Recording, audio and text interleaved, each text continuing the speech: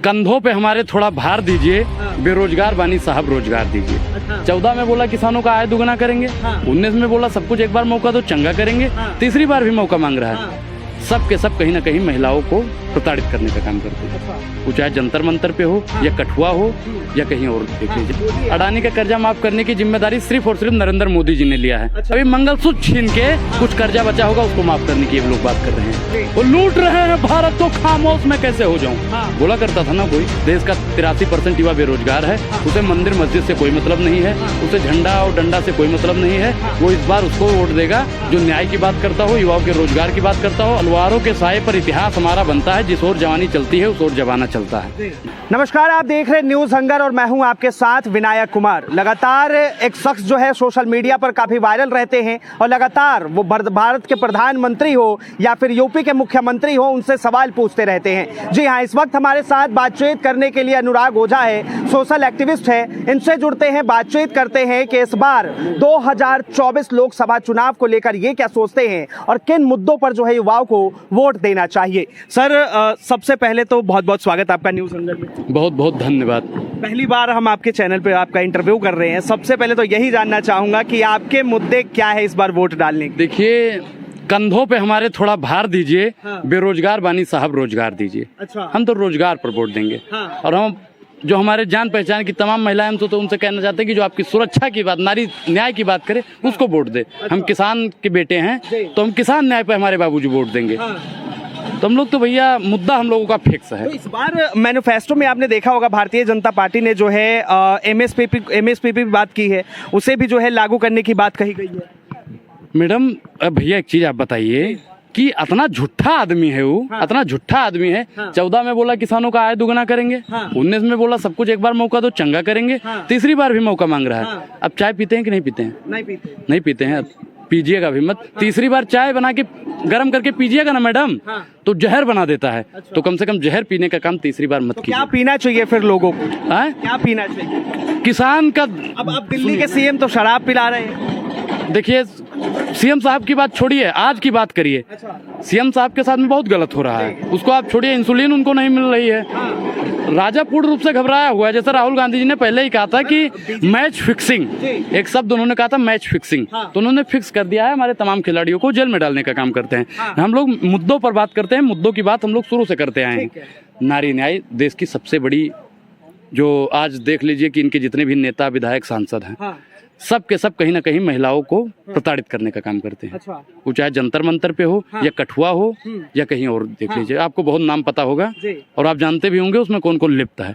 किसान की बात किया जाए तो किसानों के ऊपर गाड़ी चढ़ाने वाले को। नारी पर आपने एक सवाल किया है, उस पर मैं एक और आपको बोल देता हूँ। अभी प्रधानमंत्री ने अलीगढ़ में भाषण दिया है और साफ तौर पे कह रहे हैं कि अगर बीजेपी को आपने वोट दिया तो ये आपके गले की मंगलसूत्र छीन लेंगी, महिलाओं का ये जो है पैसा, प्रॉपर्टी, सोना सब लूटने का काम करें। अब एक चीज बताइए भाई, अडानी का सबसे ज्यादा कर्जा किसने माफ किया?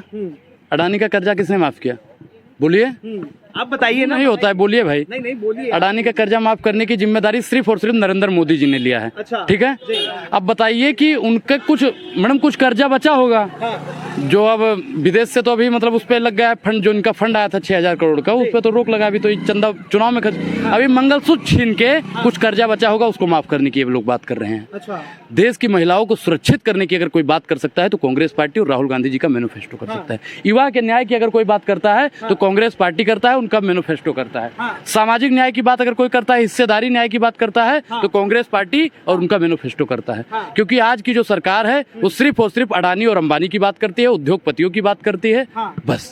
लेकिन अभी जो है फिर से नरेंद्र मोदी ने यही कहा कि ये साहिबजादे हैं और इनके ऊपर जो है ताला लगना चाहिए, नहीं तो ये देश को लूटने का काम करेंगे, खोखला बनाने का काम करेंगे। लूट तो रहे हैं भाई, वो लूट रहे हैं, वो लूट रहे हैं भारत को, खामोश में कैसे हो जाऊं। बोला करता था ना कोई, आवाज रेल को लूट लिया, तेल को लूट लिया, भेल को लूट लिया, सेल को लूट लिया, सब कुछ लूट लिया और फिर भी पत्रकार बोलने को तैयार नहीं। एक समय था भैया, आप जैसे पत्रकार ही मनमोहन जी के मुंह में माइक ठूस देते थे, है भैया कि नहीं? लेकिन आज का जो पत्रकार है, मोदी जी मोदीनामा पढ़ने का काम करता है। तो आज के पत्रकारों को सवाल पूछना चाहिए। और जिस दिन, मैं अभी बता दूं कि अभी भी बहुत समय अगर पत्रकार निष्पक्ष होकर सवाल पूछने लगे तो प्रधानमंत्री नरेंद्र मोदी जी 40 से 50 सीटों पर सिमट जाएंगे। अच्छा, इस बार जो है क्या मुद्दा रहने वाला है, किस मुद्दे पर यूथ जो है वोट डाले? तलवारों के साए पर इतिहास हमारा बनता है, जिस ओर जवानी चलती है उस ओर जमाना चलता है। देश का 83% युवा बेरोजगार है। उसे मंदिर मस्जिद से कोई मतलब नहीं है, उसे झंडा और डंडा से कोई मतलब नहीं है। वो इस बार उसको वोट देगा जो न्याय की बात करता हो, युवाओं के रोजगार की बात करता हो। आदरणीय राहुल गांधी जी ने कहा है कि हमारी सरकार बनते ही जितनी भी वैकेंसी खाली है 30 लाख से ज्यादा रोजगार दिया जाएगा। लेकिन साफ तौर पर भारतीय जनता पार्टी ने यह भी कहा है कि हमने राम मंदिर बनवाया, 370 हटाए, ये तमाम मुद्दे हैं और भी आगे काम करेंगे। हिंदू मुस्लिम मंदिर मस्जिद, उसके अलावा कोई मुद्दा है तो बताओ। अच्छा, युवा पुजारी बनेगा या भिखारी बनेगा भैया, युवा ही सोचेगा। युवा कह रहा है हमको रोजगार चाहिए साहब, क्योंकि ये वो हाथ है जो लोगों को पिघलाकर उसका आकार बदल देता है। तो सरकार है फिलहाल, हम लोग सरकार को बदलने जा रहे हैं और इस बार उसे ही वोट देंगे जो हको अधिकार की बात करता है। अच्छा। अडानी और अंबानी के शहजादों को वोट नहीं दिया जाएगा। अब आप किसको वोट दे रहे हैं? हम तो भैया जो हमारी हको अधिकार की बात करेगा, जो न्याय की बात करेगा, हम तो उसके साथ में हैं। अब वोट बता के दिया जाता है कि हम किसको वोट। प्रधानमंत्री किसको देखना चाहते हैं? इंडिया अलायंस को। अच्छा, प्रधानमंत्री गांधी जी बनेंगे। राहुल गांधी कंफर्म? बिल्कुल कंफर्म है, लिख लीजिए। अरविंद केजरीवाल को लेकर क्या कहेंगे? कहा जा रहा है कि उनको जेल के अंदर भी आम मिल रहा है, आम खा रहे हैं वो। देखिए, वो तो कोर्ट ने जो कहा होगा, खाने पीने को खा पी रहे होगा। खाने पीने पे भी रोक लगाओगे आप? खाने पीने पर रोक लगाओगे आप? सवाल उठ रहा है। नहीं, खाने पीने पर रोक लगाओगे। हम आपसे पूछ के खाएंगे, हम आपसे पूछ के बोलेंगे। आप अपनी जुबान हमारे मुंह में नहीं न डाल सकते हैं। तो ये सब फिजूल के सवाल हैं। और ईडी सीबीआई ने कह दिया कि इनको इंसुलिन नहीं मिली, ये अपने जानबूझ के खा रहे हैं कि तबीयत बिगड़ जाए। अब एक चीज बताइए भैया, कि हम जानबूझ के ऐसा चीज खाएंगे कि हमारी तबीयत खराब हो जाए? हम बाहर निकलने के लिए यहाँ से आपको अनर्गल बांध के बाहर निकल जाएंगे? ऐसा नहीं ना होता है भाई। अब वो आम खा रहे हैं, जलेबी खा रहे हैं, कुछ भी खाएं, खाने पे रोक नहीं ना है। लेकिन उनको इंसुलिन मिलना चाहिए। उनको तो भैया 5-6 साल से शुगर है, उनको मिल रही है इंसुलिन डेली।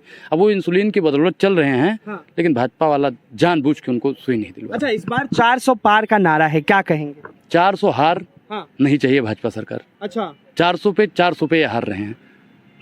400 हार रहे हैं। बहुत बहुत धन्यवाद तमाम जानकारी के लिए। साफ तौर पर आपने सुना है, हमारे साथ सोशल एक्टिविस्ट अनुराग ओझा थे और इन्होंने साफ तौर पर जो है भारतीय जनता पार्टी पर कटाक्ष किया और किस तरह जो भी प्रधानमंत्री मोदी के बातों थी, भाषण में जो भी सवाल थे, उन्होंने साफ तौर पर सारे सवालों का जवाब दिया है। फिलहाल के लिए इतना ही। ऐसे तमाम खबरों के लिए देखते रहे न्यूज़ हंगर।